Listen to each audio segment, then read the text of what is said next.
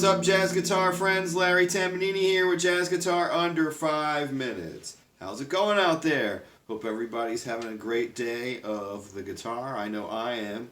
Because what else is there? If you're a serious guitar player, no matter what, you can always come to the guitar and feel better. Especially if you like what you're working on. So, I'm here today to talk about tips to learn tunes, alright? You just heard me play through a song called If I Should Lose You. This is a pretty typical of most jazz standards. It's a 32 bar song, AABA form. If you're trying to play jazz guitar, right, and you're trying to play standards, the first step you really need to understand in learning tunes is mastering the AABA song form. That also goes with playing the blues and like 16 bar songs, but I guess you could sort of file that into AABA type learning. So, a quick backstory on me. I've been blessed with really great visual memory. If I read something or see something, it sticks with me for a really long time. Sports stats, lines from movies, jazz stuff. I'm the human junk drawer of information. But sometimes you really need to go to that junk drawer. There's only one place you can go to get that information. And that's where it comes in handy. Now, having a great visual memory or approaching music from a visual perspective is not a great idea. I had an extremely difficult time learning songs, okay? I was trying to learn things visually. Music is an oral art form. But I would try to learn things by rote, and I wasn't really breaking things down into the forms. I could see the patterns, but it didn't really make sense to me. I couldn't really spell it out. A couple of things that really helped me get my form stuff together. Number one was playing with drummers, and then playing by myself and realizing I couldn't keep songs together. I spent a lot of time, and I sort of approached every song as like a spelling contest. You spell out the song.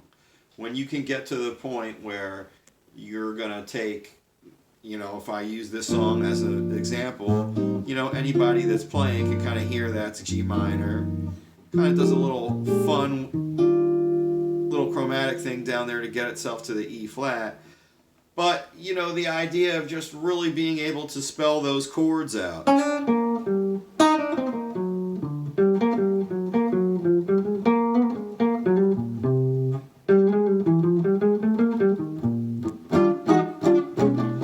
that really brings me into the next part of the song. So, 8 bars at a time, really mastering form. When you understand how these songs work, you realize that they're all pretty much just playing towards the 5th or 9th bar of each of these 8 bar phrases. Or, what becomes the 9th bar of the next phrase.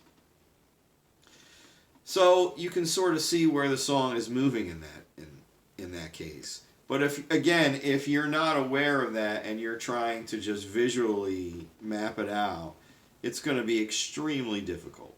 I've used this analogy before. It's sort of like trying to read a story letter by letter instead of word by word. Make those, just like you talk about like melodies and solos having phrases, like, the chords of the song also have phrases. That's how you're going to learn it, by learning the bones of the song, how it moves, root motion, and mastering the form. When you can really start to do that and understand that it's going to be like eight bars and a little something to bring me back, and then another 8 bars and something to bring me to the bridge, and then another 8 bars that's going to bring me back to the beginning of the form. That pretty much takes a lot of the work out of it already. You know how long the trip is going to be, right? It's going to be a 32 bar trip. It's just a matter of the turns you're going to take to get back to those, wherever the song's moving. In this case, it's G minor, you know, and then it sort of goes back to the majors. This is a great tune. If you don't know it, check it out. This is a great way to approach learning a tune like this as well, just learning the forms. So, mastering form, first thing you really want to do, and again, approach how you're hearing the song move within that form, rather than just looking at it and being a slave to the page. You don't want to do that. It's going to be really hard to play any type of music, especially jazz. You're not going to have a lot of retention. Because when you're learning and you're feeling about a song with a form, you sort of like know this is going to go to G, right? And you know it's going to end up going here, right? Which is my 2-5 of this E flat. It's so much easier to think of a song in those type of in that type of a construct versus just like, you know, bar to bar, you know, G minor and then G to F sharp. There's no real flow here. It just becomes, you're just plodding it out there. Once you can feel those forms and move freely with that and understand, it's going to have you have a lot more retention when you're trying to play and learn music. So that's number one. Don't approach this from a visual idea. Approach this from an aural idea. You know, be a objective listener. Guess where it's going to go. Try to get those sounds in your head. And you'd be surprised just how much information your ear will fill in for you. So, all right, jazz guitar friends, have a great session. If you like these videos, hit that like and subscribe button.